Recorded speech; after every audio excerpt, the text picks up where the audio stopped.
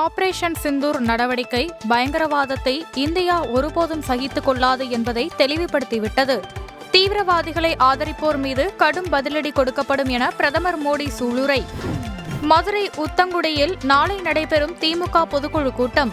2026 பெருவெற்றியை பெற்றிட பொதுக்குழு கூடும் மாமதுரை என முதலமைச்சர் மு.க. ஸ்டாலின் எக்ஸ் பதிவு.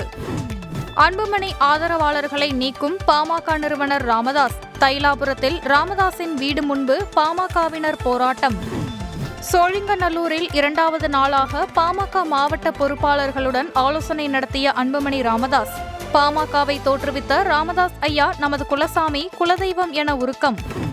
2026 சட்டப்பேரவை தேர்தலையொட்டி தமிழகத்தில் 234 தொகுதிகளுக்கு வாக்காளர் பதிவு அதிகாரிகள் நியமனம்.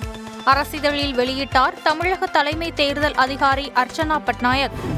1876 முதல் மாபெரும் தொல்லியல் அறிஞர்களால் அகழாய்வு செய்யப்பட்ட ஆதிச்சநல்லூர் அகழாய்வு தளம் பராமரிப்பின்றி கிடக்கிறது.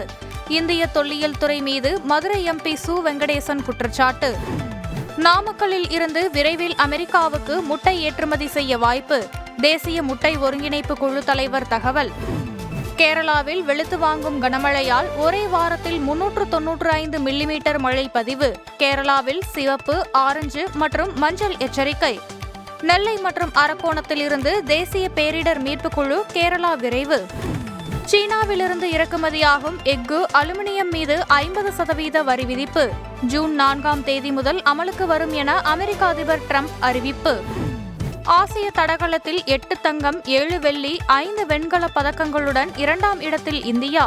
400 மீட்டர் தடை தாண்டும் ஓட்டத்தில் தமிழக வீராங்கனை வித்யா ராம்ராஜ் வெண்கல பதக்கம் வென்று அசத்தல்.